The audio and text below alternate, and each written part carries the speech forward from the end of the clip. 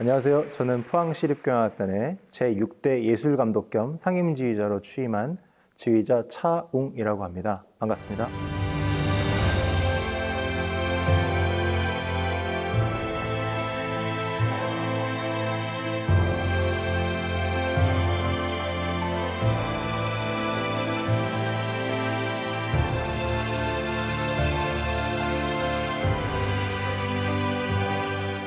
제가 생각하기에 좋은 지휘자라고 하면 일단 음악적으로 있어서 빈틈이 없어야 하고, 그리고 이제 이 음악을 이제 많은 사람들과 소통하면서 만들어가는 과정에 있어서 독재적이고 강압적인 방식이 아닌 민주적인 방식으로 모두가 행복할 수 있게끔 그런 분위기를 잘 만들어서 최상의 결과물을 만들어내는 지휘자가 좋은 지휘자라고 생각합니다.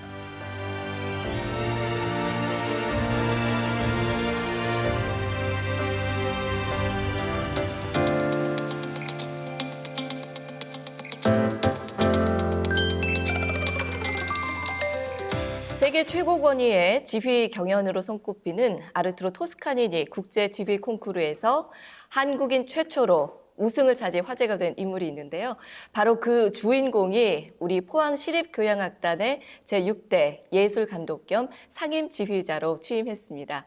다양한 경험을 바탕으로 지역 예술 문화를 확장하고 또 연주자와 대중 간의 다리 역할을 하게 될 오늘의 동해인 포항시립교향악단 차웅 예술감독과 함께 이야기 나누겠습니다. 감독님 안녕하세요. 안녕하세요. 반갑습니다. 반갑습니다. 얼마 전에 이제 새로 포항시향에 오셔서 기사에서도 워낙 많이 나가지고 네. 낯설지는 않습니다. 아유, 관심 가져주셔서 감사합니다. 젊은 예술 감독이 오셔서 훨씬 더 우리 포항시향이 좀 생기를 찾을 것 같다라는 네. 기대들 많이 하고 계세요. 저희가 촬영을 하고 있는 이곳이 포항문화예술회관의 연습실인데 네, 감독님과 단원들이 여기서 이제 늘 만나는 건가요? 그렇죠. 여기서 매일 연습을. 거의 매일 연습입니다. 야, 저는 연습하는 모습을 본 적이 없어서 궁금하기도 하고 네. 되게 멋질 것 같은데 분위기가 어떤가요? 이거 하루 종일 연습하나요? 하루 종일 연습하진 않고 2시간에서 2시간 반 정도 이제 그날 컨디션과 그 프로그램에 따라서 이렇게 조절하고 있습니다. 아, 그렇군요. 여러 오케스트라 지휘를 거치셨잖아요. 네. 연습실 이 정도면 괜찮은 편입니까? 괜찮은 편이죠. 뭐 예. 조명도 너무 좋고 예. 분위기도 이렇게 좀 따뜻하고 아, 그래서 예. 좋습니다.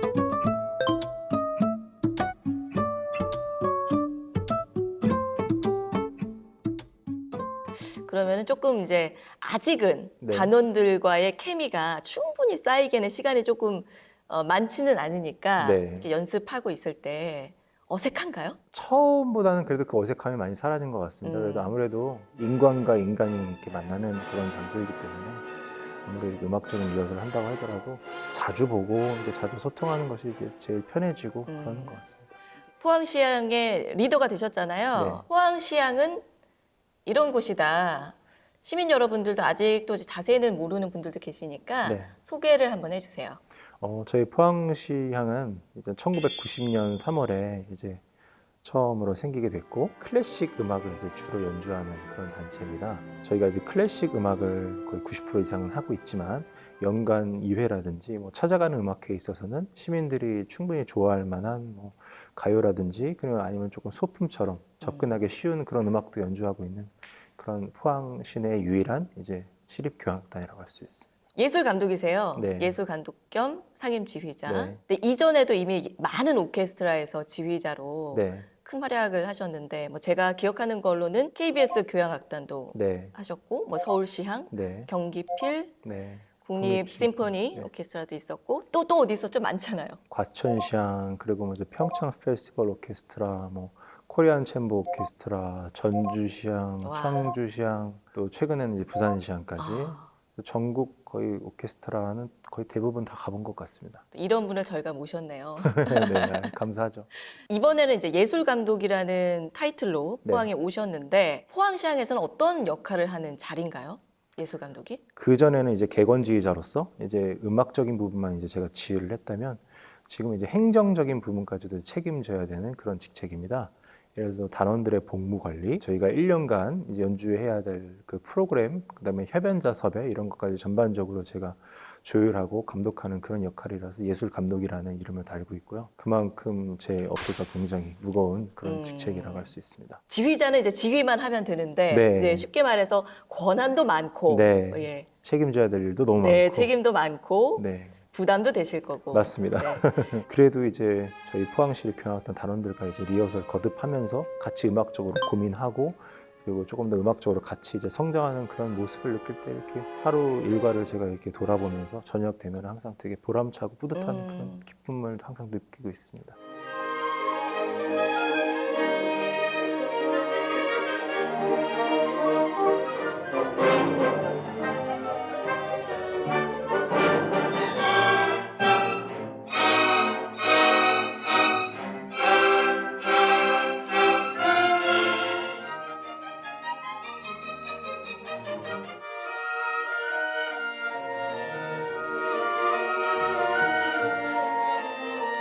굉장히 기대하고 있고요. 젊은 지휘자가 와서 활기를 확 불어넣어 줄 것 같고 좀 침체되어 있는 클래식 문화에 뭔가 조금 플러스되는 요인이 있지 않을까 기대하고 있습니다. 동양인 최초로 입상하기 어려운 콩쿠르도 우승하신 분이고 아주 실력자인 지휘자 선생님 오셨으니까 연주 능력도 향상되고 또 그만큼 향상된 만큼 시민들도 저희들을 좀 많이 달라지고 더 호응을 받는 그런 시립교향악단이 됐으면 하는 게 저희 바람입니다.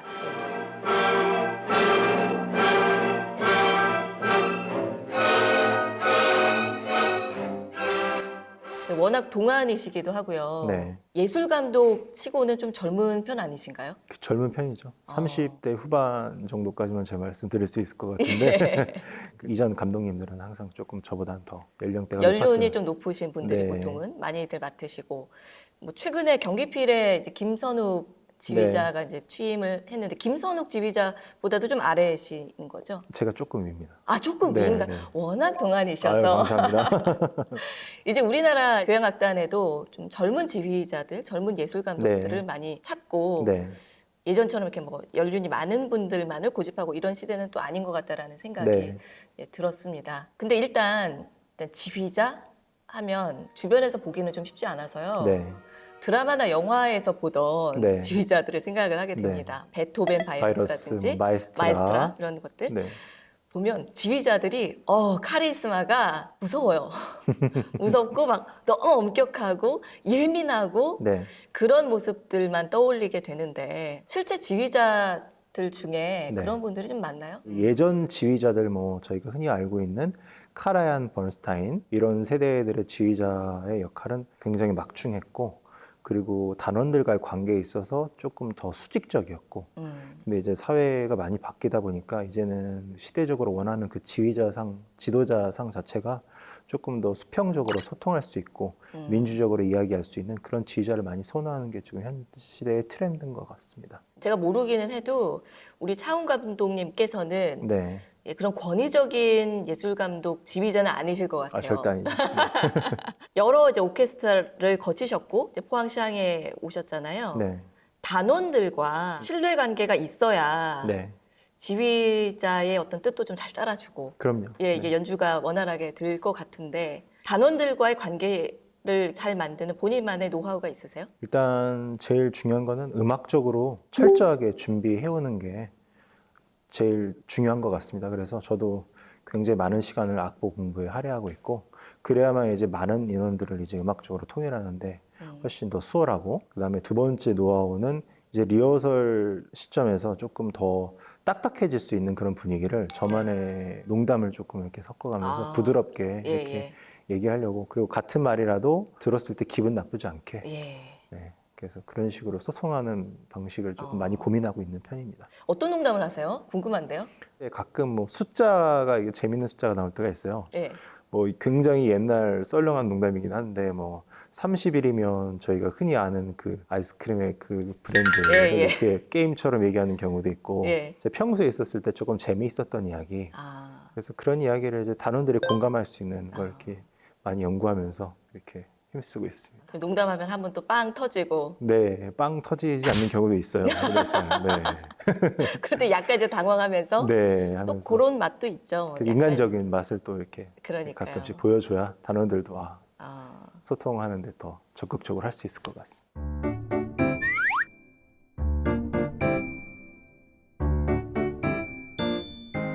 아직 뭐 포항에 오신 지 많이는 안 되셨지만 네. 우리 포항시향은 보니까 이런 게 진짜 장점이다. 이런 네. 건 자랑할 만하다 하는 거 그래도 발견하실 때는 된 것 같아요. 자랑 한번 해주시죠. 사실 발견할 때는 훨씬 지났어요. 저희가 작년 2023년 5월에 이제 개건지자 왔을 때 처음 이제 곡을 읽어보고 나서 느꼈는데 굉장히 이제 바다를 끼고 있는 도시라서 그런지 모르겠지만 뜨겁고 그 열정이 넘쳐서 이태리에도 이제 뭐 나폴리 지방이라든지 그 바다를 끼고 있는 도시들은 조금 더 음악적인 표현이 더 적극적이고 굉장히 열정적인 그런 부분이 있잖아요. 그런 부분이 장점인 것 같고 저도 그런 장점을 잘 파악해서 이 오케스트라가 잘할 수 있는 것들 그리고 또 이제 반대로 조금 단점으로 볼 수 있는 것들 그런 거에 있어서 제가 많이 이렇게 보완하려고 또 매번 소통하면서 그러고 있습니다. 이미 작년에 개건 지휘를 하셨군요, 포항시향에서. 네, 네. 그러면 혹시 그때 포항시향에 대한 인상이 좋아서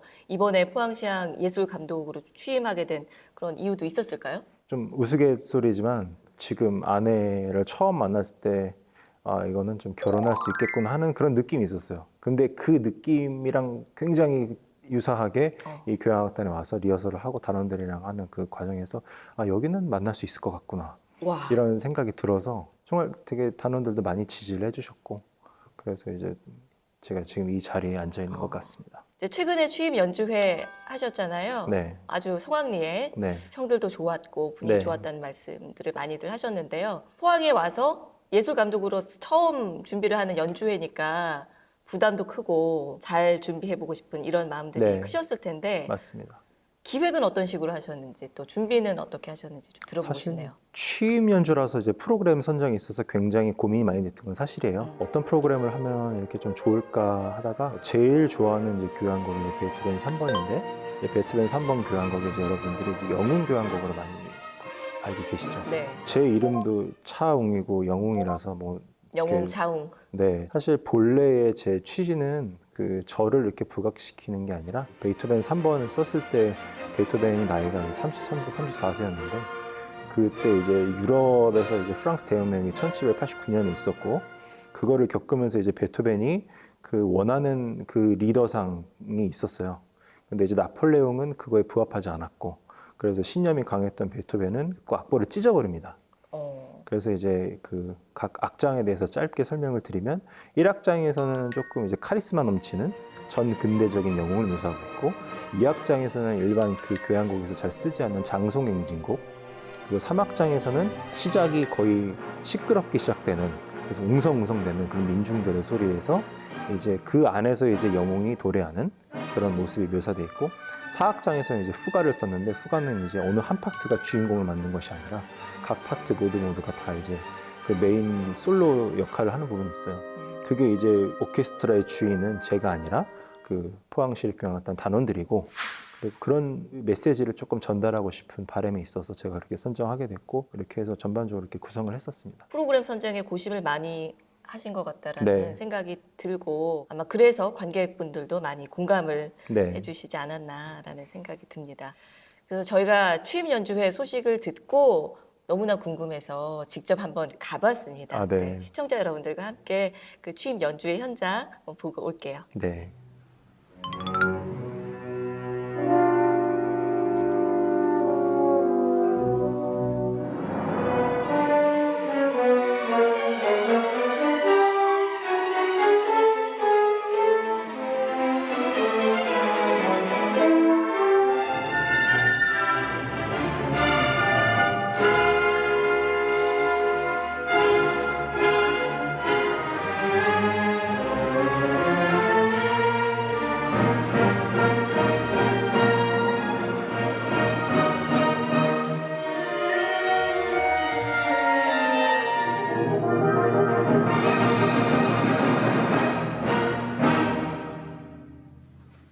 오케스트라 파트보를 보면 일단 관악기 그리고 타악기 그리고 현악기 그리고 뭐 큰 편성에 있어서는 뭐 피아노도 나오고 그러는데 이 전체적인 악기를 하나의 소리를 가지고 지향점을 가지고 이제 통일된 소리를 낼 수 있게 제 음악적인 해석도 하고 그리고 이제 하나 되게 하는 그런 중요한 교통 경찰과 같은 역할입니다. 템포, 그 곡의 이제 속도 그런 걸 결정하는 역할이기도 하고 그리고 제 지휘를 통해서 이제 그 곡의 샘감이라든지 곡의 느낌이라든지 그런 거를 전반적으로 다 이제 지휘봉을 하나를 가지고 손을 가지고 이제 단원들과 소통하는 그런 역할입니다.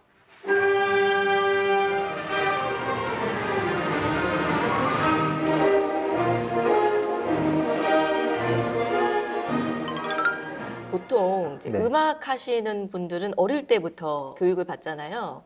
그럼 감독님은 지휘자의 꿈은 언제부터 키우신 거예요? 저는 초등학교 4학년 때부터 꿈을 꾸게 됐습니다. 근데 보통 그 정도 나이면 음악을 하고 싶어도 내가 네. 피아니스트를 하겠다라든지 뭐 성악가를 하겠다든지 연주자 쪽으로 보통은 포커싱이 되는데 네. 지휘자 꿈을 초등학교 때부터 갖는 거는 좀 특이한 케이스인 것 같아요. 굉장히 특이한 케이스죠. 예, 어떤 계기가 있으셨어요? 그때 당시에 이제 그 열린음악회가 굉장히 활성화되던 시절에 한국이 나온 굉장히 마에스트로 저도 존경하는 선생님이죠. 그래서 정명훈 선생님이 이제 TV 나오면서 나도 저런 직업을 가지면 좋겠다는 생각이 들었었고 그리고 그 자연스럽게 클래식 음악을 너무 좋아하다 보니까 음반 가게를 갔었어요. 네. 근데 이제 음반 가게 가면은 흔히 많은 분들이 접할 수 있는 그런 사진 포스터에 보면 이제 카라얀이 굉장히 심오하게 앨범 자켓에 이렇게 눈을 감고 있는데 이 사람은 무엇일지 그렇게 해서 자연스럽게 지휘자라는 꿈을 꾸게 됐던 것 같습니다. 음악적인 재능이 원래 좀 많긴 하셨나 봐요. 초등학교 1학년 때부터 피아노 연주를 했었고 그리고 이제 4학년 때부터는 이제 플룻까지 같이 이렇게 병행해서 했었는데 물론 그때 당시에는 이거를 가지고 전공을 해야 되겠다는 생각보다는 부모님께서도 워낙 음악의 길이 힘들다는 것을 잘 알고 계시기 때문에 편하게 그냥 이렇게 취미로. 즐기면서 해라. 그러다 보니까 이제 스트레스 안 받고 꿈도 이렇게 조금 남들 잘 꾸지 않는 이런 꿈을 좀 꿨던 것 같습니다. 보통 지휘자분들 보면 연주자 출신도 꽤 많이 많죠. 있으신데 이제 그런 케이스는 아니신 거네요. 학창 시절에는 음악 전공 안 하셨어요? 고등학교 때까지는 이제 전공을 하진 않았습니다. 대학에 가서 이제 그때 이제 평소에 제가 봤던 점수보다 예. 수능 점수가 잘 안 나와서 재수를 결심하게 됐는데 예. 그때 이제 정말 큰 고민과 그때 부모님을 설득하게 됐고 이제 음악을 전공으로 지휘자의 길을 걷겠다고 이렇게 말씀드리고 그때부터 이제 지금까지 온 것 같습니다. 한예종 출신이시잖아요. 한예종에서 그 지휘를 전공하셨죠. 처음에는 이제 음악학과, 그래서 음악 이론과 예. 관련된 학과에 1년 동안 다니다가 지휘과 체계가 너무 잘 잡혀져 있다는 그런 정보를 듣고 다시 이제 휴학하고 재입시를 받고 그래서 원래 음악학과는 자퇴를 하고 와. 그래서 다시 재입학한 그런 케이스입니다. 이렇게 외모는 되게 순둥순둥하시고 네. 모범생 이미지, 네. 예, 딱 이런 이미지인데 본인의 어떤 꿈에 대한 확신 이런 것들이 매우 강한 네. 사람이었네요. 네. 그렇게 해서 이제 오늘날에 이 차웅 예술 감독이 네. 이 자리에 계시고 포항까지 와주셨고 차웅 감독님 하면은 많은 분들이 기억하시는 부분이 네. 그 2017년이었죠. 네, 맞습니다. 예, 토스카니니 네. 지휘 콩쿠르에서 한국인 최초로 네. 우승. 네. 대단합니다. 그때 기사들이 굉장히 많이 났었고 축하도 어마어마하게 많이 받으셨던 걸로 알고 있는데 맞습니다. 그때 얘기 좀 들어보고 싶습니다. 그러면 그 대회가 일단 어떤 대회인지부터 들어봐야 될 것 같아요. 일단- 얼마나 대단한 대회죠? 네, 그 토스카니니라는 그 전설적인 명장이 이제 고향이 이탈리아의 파르마인데 파르마는 이제 여러분들이 많이 드시는 파마산 치즈의 고향이 되는 아, 맛의 고향이에요. 아, 나 네, 갑자기 친근해졌어요. 네. 파르마 얘기 들었을 네, 때는 파마산 아, 치즈. 어디 그 잘 모르는 동네인가 했는데 네. 파마산 치즈의 고향이군요. 네, 그래서 예. 거기 이제 토스카니니가 그때 2017년이 그 탄생 150주년 그리고 서거 60주년 이렇게 되는 해라서 굉장히 이제 크게 이렇게 개최를 했었죠. 처음에 이제 보통 지휘 콩쿠르를 할 때 네네. 지휘 영상을 이제 제출을 하고 네. 그다음에 이제 제 이력서 이걸 제출을 하고 그래서 이제 단 12명 정도를 이렇게 초대를 합니다. 그때 당시에 이제 12명 중에서도 동양인은 제 이름 혼자였고 몇 명이 거기 출전을 해서 12명 안에 뽑힌 거예요?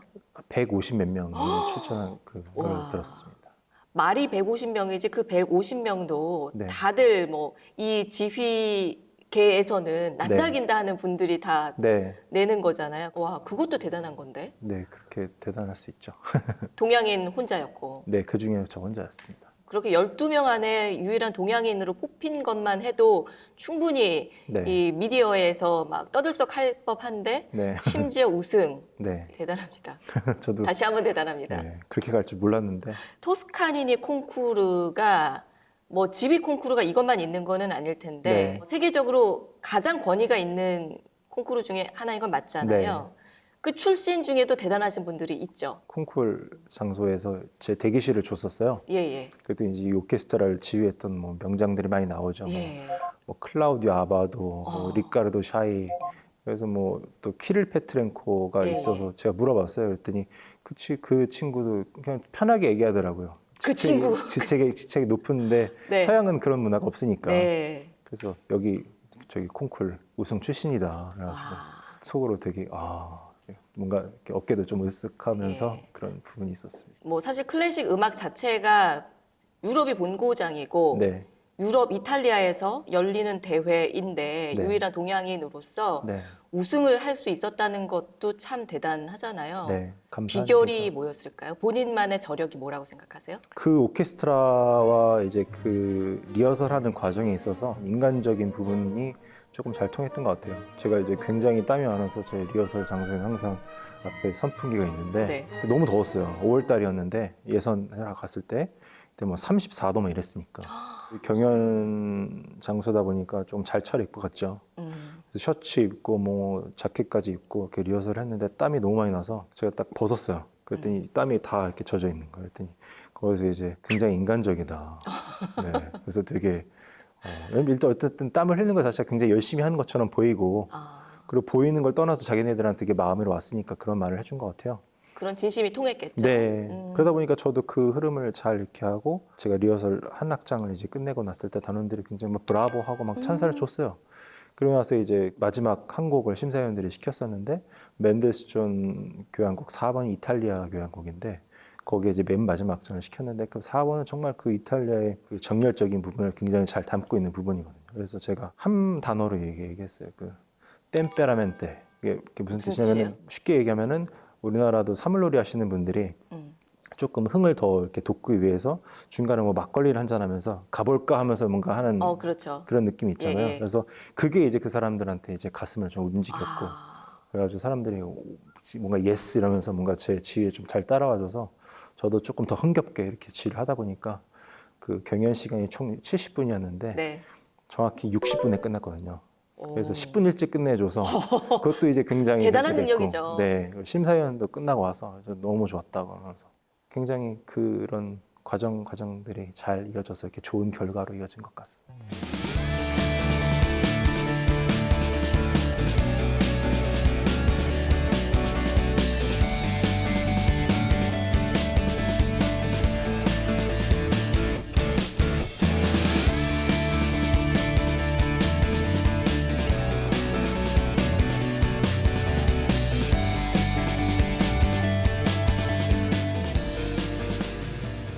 지휘자들도 각자 자기만의 스타일이 있잖아요. 네. 그렇다고들 하는데 저를 포함한 일반인들은 지휘자들을 많이는 몰라서 보통들 알고 계시는 지금 돌아가셨지만 뭐 카라얀, 네. 번스타인 네. 그리고 우리나라에는 이제 정명훈 네, 지휘자님이 계시고 네. 차훈 감독님은 굳이 분류를 하자면 네. 어느 쪽에 가깝다고 볼 수 있을지도 궁금하고요. 네. 그 유명한 지휘자들의 지휘 스타일을 좀 설명을 해주시면서 본인의 스타일은 뭐 어떻게 만들어졌고 네. 어떤 쪽에 가까운지 좀 들어보고 싶네요. 조금 민주적으로 이렇게 단원들과 소통하는 지휘자 그리고 지휘 모습에 있어서는 클라우디오 아바도라고 카레안 이후에 이제 베를린필 상임 지휘자 맡았던 조금 물 흐르듯이 유려하게 이렇게 힘들이지 않고 편하게 하는 그런 지휘를 많이 이제 제가 추구하는 편입니다. 그래서 조금 더 유연하게 이렇게 지휘하려고 하고 그리고 지휘 동작이 이게 유연했을 때 이제 단원들이 그것을 보고 이제 소리를 나오기 때문에 힘이 들어가거나 그러면 이제 조금 더 이렇게 뻣뻣해지고 그래서 조금 부드럽게 이렇게 풀어줬을 때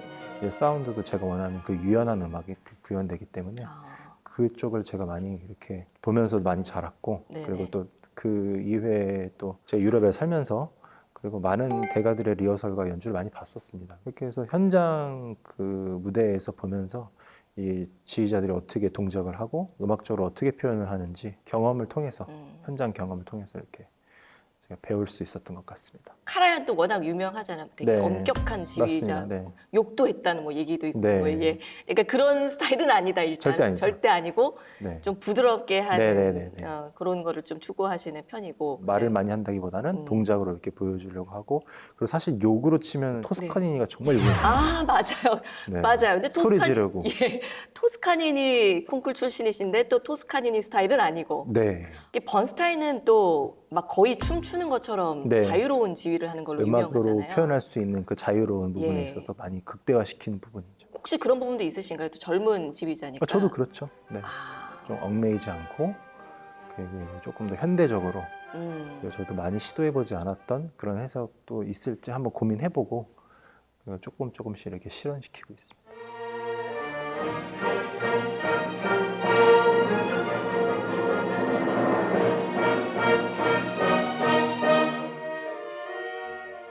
예술 감독이시니까 네. 이제 포항시 향이 앞으로 어떤 연주를 할지도 기획을 하시잖아요. 네. 어떤 것들 프로그램 생각하고 계세요? 어떤 거 하고 싶으세요? 전임 감독님 시절에 베토벤 교향곡 전곡 시리즈를 하셨었어요.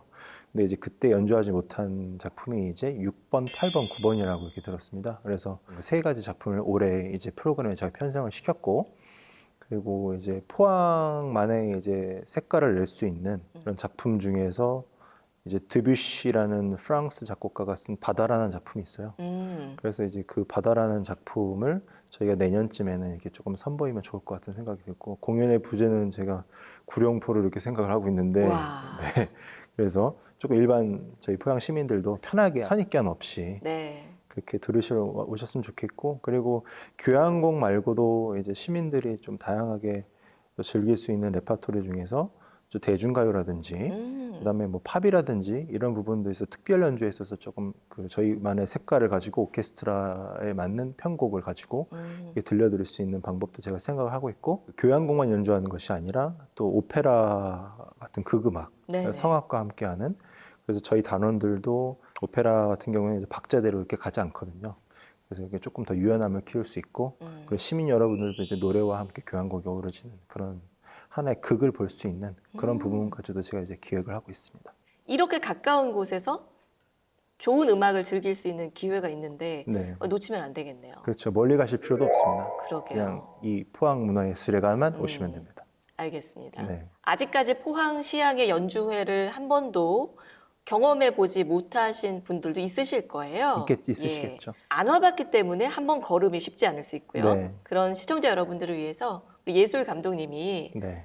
한번 오시라고 한번 어필해 주시죠. 제일 중요한 순간일 수도 있는데 네. 저희 포항시향 많이 사랑해 주시고 심혈과 땀을 흘리면서 단원들이랑 이제 매번 일했던 그런 리허설 과정이 이렇게 고스란히 드러나는 겁니다. 그래서 많이 사랑을 해주셔야 그 존재의 가치가 있다고 생각을 합니다. 맞습니다. 그래서 일단 저희 공연장 많이 찾아주시고, 그리고 또 저희 또한 이제 저희만 이제 초청하는 것이 아니라 그동안 가보지 못했던 그런 분들을 위해서 저희가 이제 직접 찾아가는 그런 공연도 많이 기획하고 있으니까 또 적극적으로 요새는 찾아다니는 것이 좀 중요한 것 같더라고요. 그래서 여러분들이랑 소통하려고 예술 감독으로서 굉장히 적극적으로 제가 이제 두 발 뛰면서 그렇게 만날 예정이니 많은 사랑을 주셨으면 좋겠습니다. 말씀하셨던 것처럼 지휘자에 따라서 같은 오케스트라도 완전히 다른 연주가 된다고 말씀을 네. 해주셨는데, 이제 예술 감독이 또 새로이 오셨으니까 이전에 포항시향을 경험을 하셨던 분들에게도 또 새로운 포항시향을 만나게 되는 거니까요. 네. 정말 많은 분들이 좀 오셨으면 네. 좋겠다 이런 생각을 해봤습니다. 네. 자, 이제 마지막으로 질문 좀 드릴게요. 네. 이제 젊은 음악가시고 지휘자시니까요. 꿈이 많으실 것 같아요. 네, 꿈이 예. 많죠. 어떤 목표, 꿈 갖고 계세요? 저희 포항시립경악단이 정말 음악적으로나 또 여러 면으로 이렇게 성장했으면 좋겠습니다. 그게 이제 가장 지금 현실적인 꿈이고, 아직 젊기 때문에 그 세상에는 굉장히 많은 작품들이 있거든요. 아름다운 작품. 그래서 제가 지휘를 계속하는 그 순간까지 거의 모든 레파토리를 다 달아볼 수 있으면 참 좋을 것 같아요. 와, 욕심쟁이시네요. 욕심쟁이죠. 이런 욕심쟁이라면 누구라도 환영을 하니까요. 네. 포항하면은 아마도 그 포항 제철 포스코를 떠올리면서 좀 회색 도시의 이미지가 네. 오랫동안 이어져 왔던 것이 사실이거든요. 네. 네, 최근 몇 년 동안에는 포항에서도 우리가 문화 도시로서의 이미지도 가져가기 위한 많은 노력들을 하고 있는데 네. 우리 차웅 예술 감독님께서 포항에 오신 만큼 네. 포항에 이 문화 예술적인 색채가 입혀지는 시간이 네. 훨씬 더 빨리 앞당겨지겠다라는 생각이 들어서 네. 많이 설렙니다. 앞으로 포항시향이 보여줄 음악적인 세계도 정말 궁금하고요. 네. 더 많은 분들이, 대중 여러분들이 포항시향에 있는 많은 훌륭한 연주자분들과 더 가까워질 수 있도록 감독님께서 더 힘써 주시면 좋겠습니다. 네, 알겠습니다. 약속하겠습니다. 오늘 말씀 잘 들었습니다. 고맙습니다. 감사합니다. 절대음감이라는 이야기를 들어서 네. 앞에 말씀해 주셨는데 저희가 좀 봄이고 하니까 봄 노래를 하나 틀어드릴 테니까 이거를 네. 음계로 좀 표현해 주시면 네. 좋겠습니다. 네. 지금 틀어드릴게요. 그대여 그대여 그대여 그대여 그대여 미도 도레도 시라시 솔미 레도 시라시 솔 솔라미